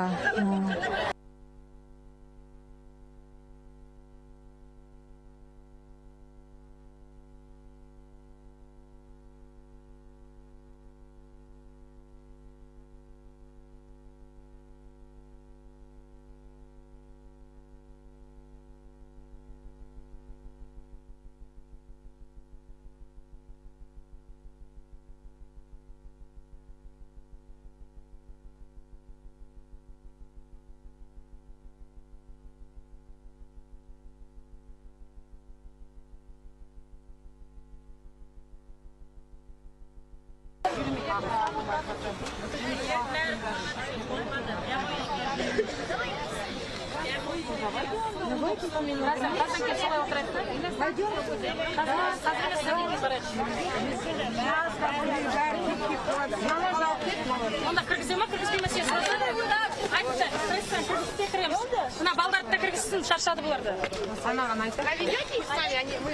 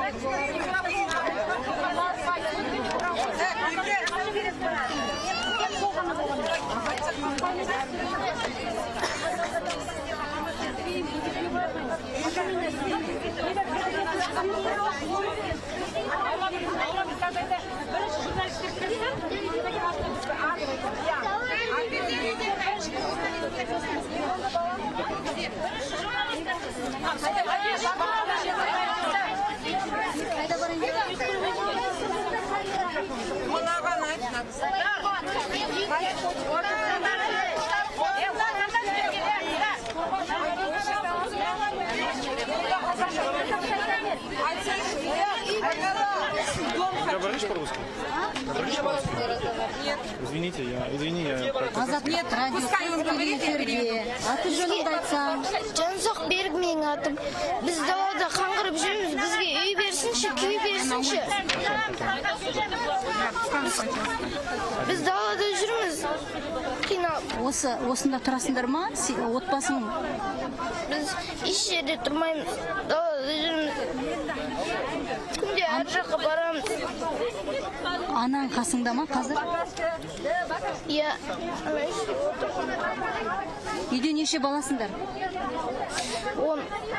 10 бала бәрі далада жүрсіңдер ме? Сонда бүкіл отбасыларыңмен? Иә. Басқалардың үйіне кіріп жүрміз.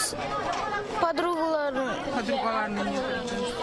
Осы Нұрсұлтанға келген неше жыл болды? Қанша жыл болды тұрып жатқандар?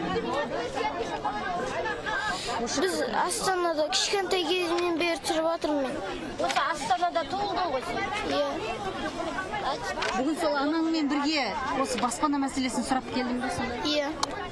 Бізге үй күй берсінші. Бізге басқа еш нәрсе керек емес. Еш нәрсе керек емес оған. Біз басқа еш жерде қаламаймыз, беріңіздерші. Нешінші сыныпта оқисың? 4-ші. 4-ші? Мамасы. Иә. Өзіңнің інілерің, қарындастарың бар ма? Иә, бар. Олардың бәрі қазір қайда?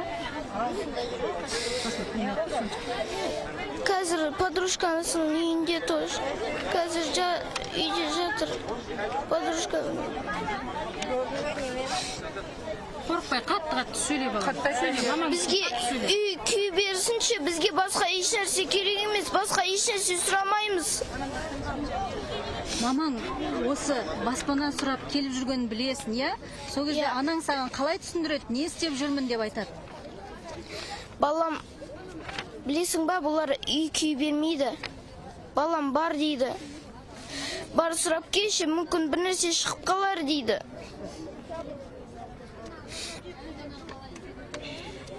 Атын кім дедің? Жансақ Берік. Бір апта көшеде жүрдік деп айтты.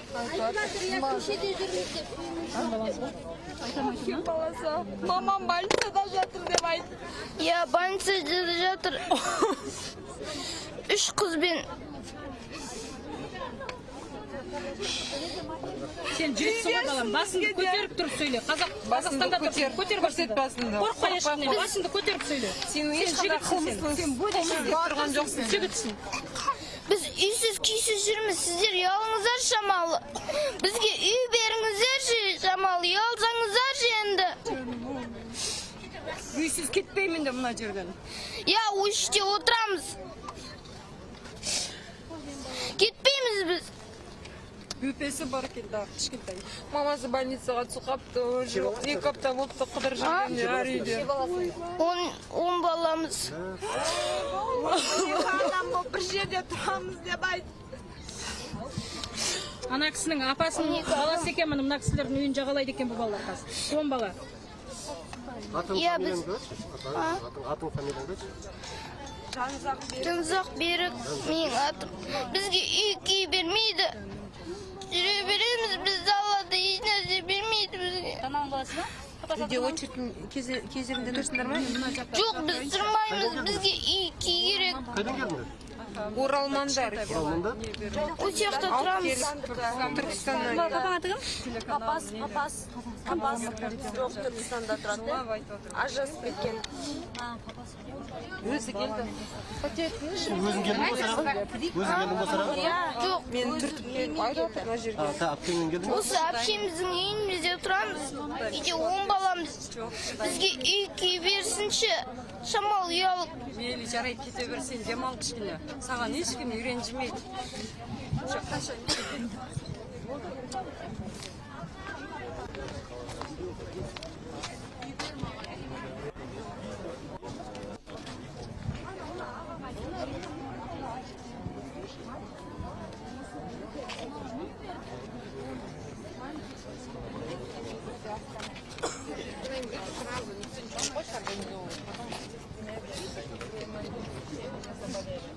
Они уже второй месяц.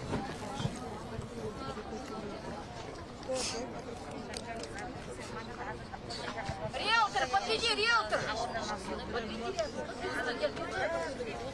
ребенка рядом поставь. Подведи рядом поставь. Вызывай здесь, вызывай. Алло.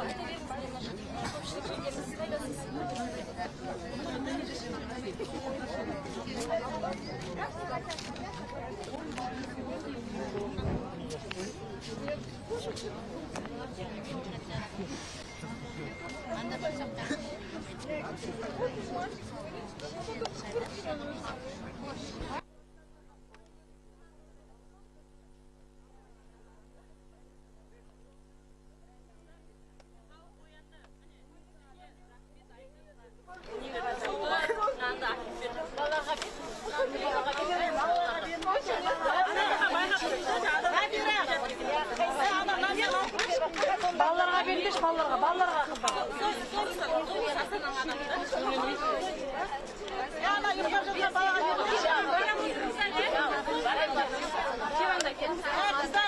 Ана ұйықтап жатқан балаға да беріңдерші. Балаларға беріңдер, балаларға беріңдер. Қаймаш бала, далада жүрген бала. Ана кішкентай бала тұрады.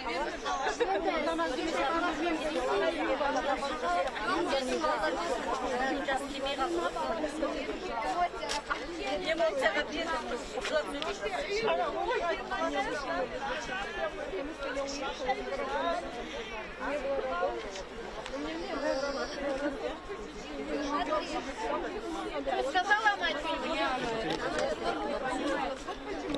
Ну ты сама скажи, подойди к дороге.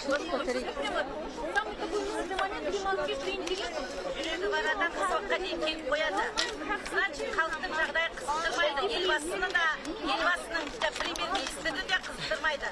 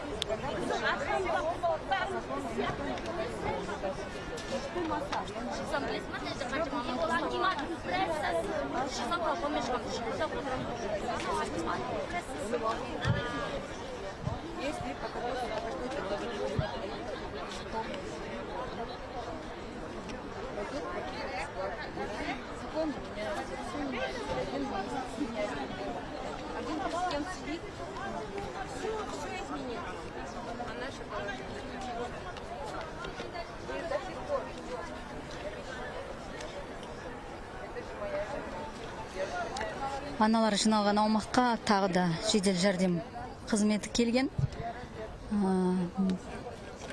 Бәлкім тағы да бір адамның денсаулығы нашарлаған болу керек. Азаттық тікелей эфирде біз Нұр-Сұлтандағы көп балалы аналардың наразылық шарасынан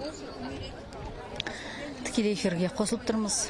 Бұл жерге таңертең сағат 10-нан 30-ға жуық ана, көп балалы жалғыз басты ана келіп, баспана мәселесін шешіп беруді талап еткен. Олар өздерінің талабын президент Тоқаев,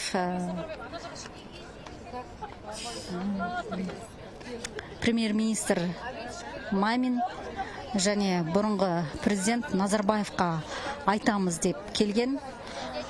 Алайда оларды Ақордаға ешкім өткізбеді. Аналардың алдына вице-премьер Гүлшара Абдықалықова, еңбек және әлеуметтік қорғау министрі Бердібек Сапарбаев және Нұр-Сұлтан әкімі Бақыт Сұлтанов шықты. Аналармен кездескен олар мәселені айқаймен шеше алмайсыңдар, сондықтан тыныш жерге барып, мәжіліс залында әрбіріңізді жеке-жеке қабылдауға дайынбыз деді. Таңертең 10-нан аса басталған шара әлі де жалғасып жатыр. Міне 5 сағат уақыт өтті. Ашық аспан астында аналар аштық жариялап, үкімет үйінің алдымен парламент мәжілісінің, парламент ғимаратының арасындағы алаңда отыр.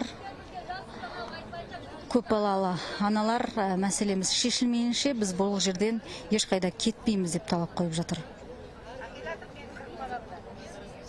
Айта кету керек, отырған аналардың жан-жағын арнайы жасақ пен полиция қызметкерлері қоршап алған. Шеңбер, бұл шеңберге сырттан ешкімді кіргізбей, шеңбер ғана емес, жалпы бұл аумаққа сырттан адамның кіріп шығуына рұқсат етілмейді. Сондай тыйым салынды деп түсіндірді. Жалпы біз полиция өкілдерінен арнайы жасақты шақырып, осындай қоршау құру қаншалықты қажет болды деп сұраған едік. Ол кісілер бұл қауіпсіздік шарасы, сондықтан осындай шара қолдануға мәжбүр болдық деп жауап берген. Айта кету керек, аналар міне 2 сағаттан ашты. Ыстық күннің астында бала шағасымен отыр. Аналармен бірге кішкентай сәбилер де, мектеп жасындағы балалар да бар. Барлығының талабы бір, баспана мәселесін шешіп беру.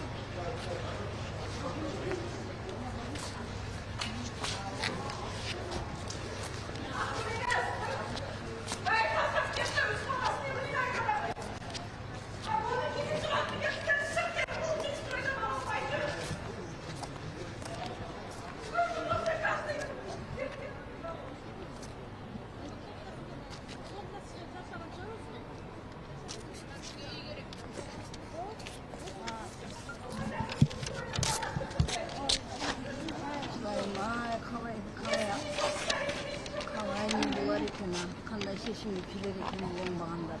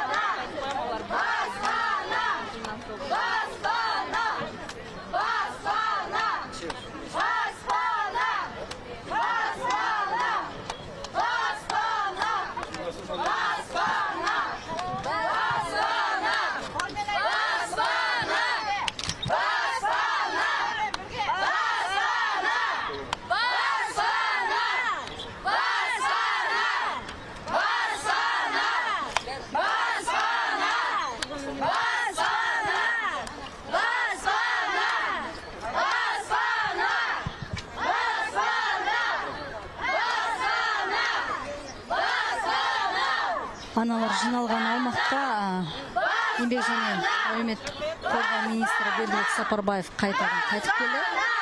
Аналар баспана деп ұрандатып жатыр. Осы жерден кетпейміз деп талап етуде.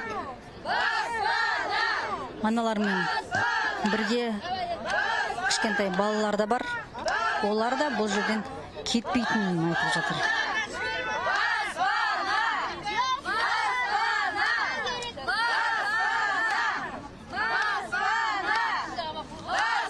Азаттық тікелей эфирде біз бүгін Нұр-Сұлтандағы көпбалалы аналар наразылығынан тікелей эфирдеміз.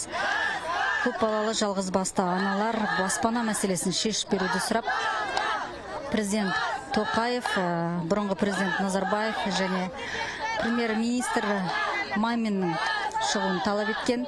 Ақордаға барып, Ақорданың алдына жиналған аналарды ары қарай өткізіп берді. Bir қатар Оны қаншаға тоқтатып отырсың?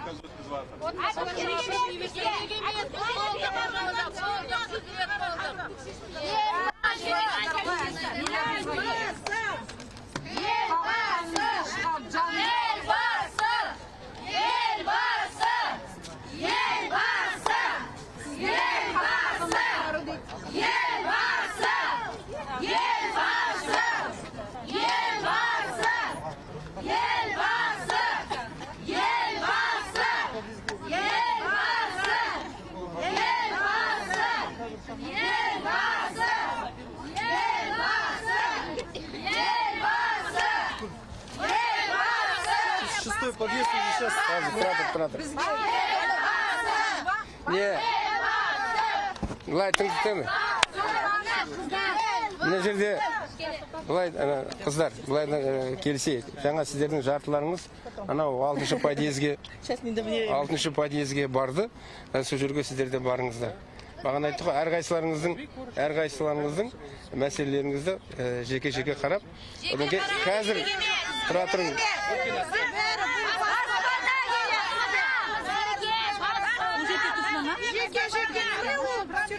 О жерде сол баспананың қалай шешілетін сіздерге түсіндіріп айтады.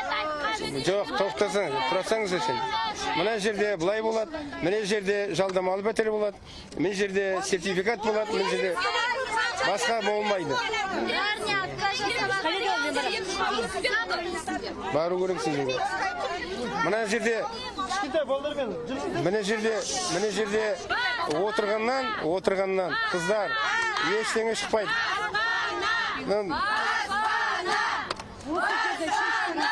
Бұл жерде шешілмейді. Сіздер қай жерде көрдіңіз? Далада шешілген мәселені. Далада шешілмейді. Жоқ. Болмайды.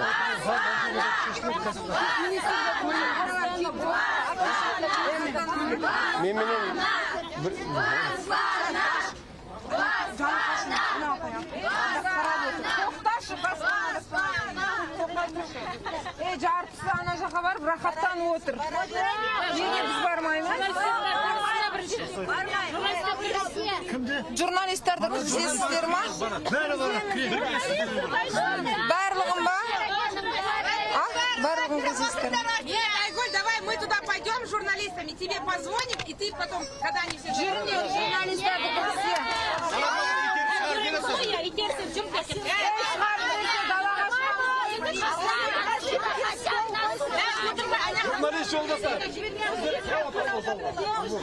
Министр Сапарбаев кеп аштық жариялап отырған аналарды ыстыққа күймей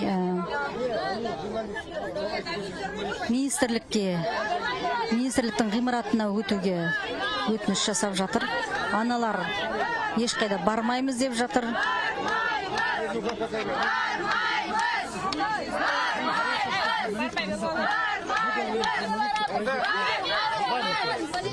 Вот и все. Друзья, журналисты! Что-то было. Не хотят. Егер сіздер айтқанға түсінбесеңіздер, айтқанды тыңдамасаңыздар, онда өздеріңіз біліңіздер. Өз жерде отыра беріңіздер. Мен сіздерге бәрін айттым. Біз кеттік онда.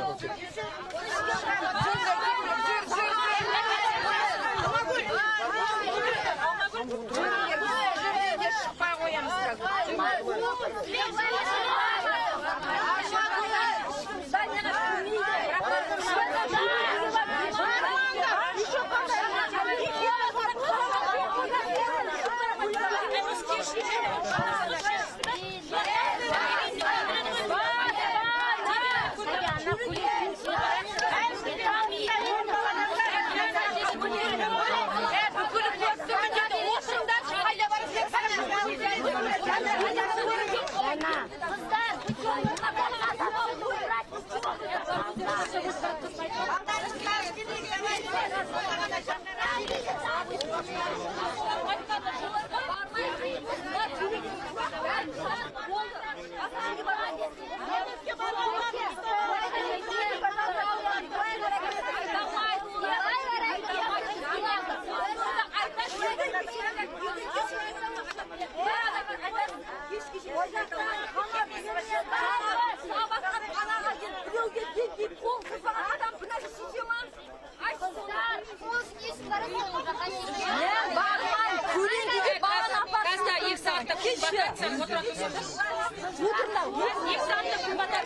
Азаттық тікелей эфирде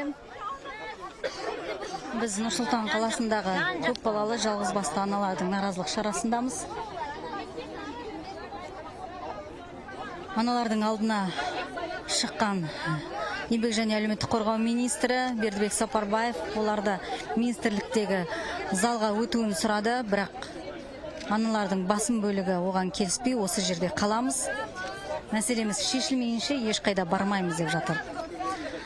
Айта кету керек, Қазақстандағы көп балалы аналардың наразылығы ақпанның 4 күні Нұр-Сұлтан қаласында бір үйдің 5 баласы опат болғаннан кейін күшейген. Сол кезде көп балалы аналар әлеуметтік жағдайды көтеру, атаулы жәрдемақы мөлшерін өсіру, баспана мәселесін шешу талаптарын айтып, әкімдік Нұр Отан партиясының ғимаратына барған. Бірнеше мәрте Еңбек және әлеуметтік қорғау министрлігінде мәжіліс депутаттармен кездесті, сенаттың алдына да барған. Ешқай жерден мәселеміз шешілмегеннен кейін бүгін амалсыз Ақорданың алдына жиналдық деген болатын.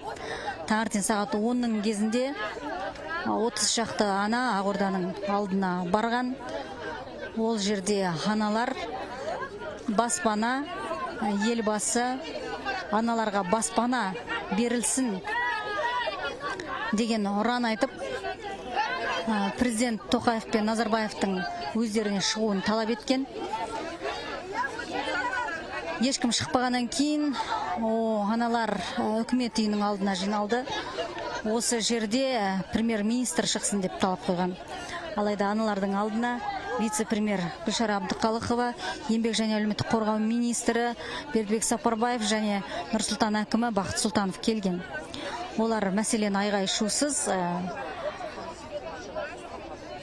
тыныш залда шешейік, жүріңіздер, арнайы залда сол жерде сіздердің мәселелеріңізді жеке-жеке қарайтын боламыз деген. Алайда аналар қауымы бұған келіспей, 2 сағаттай далада тұрды. Ешқандай нәтиже шықпағаннан кейін аналар қауымы Ақордаға бет алған.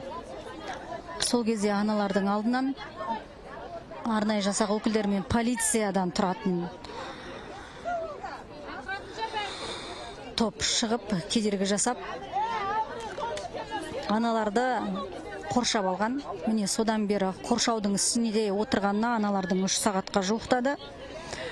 Аналардың алдына Әбдіқалықова, Сапарбаев және Сұлтанов шығып, мәселені бір күнде шешілмейтінін, түрлі іс-шара жүргізіліп жатқанын, ақша бөлінгенін айтқан. 2 сағат далада күннің ыстығында тұрғаннан болар, аналардың бірі аштық жариялаған. Денсаулығы сыр беріп, жедел жәрдемнің көмегіне жүгінуге тура келді. Қазір аналардың бір тобы Еңбек және әлеуметтік қорғау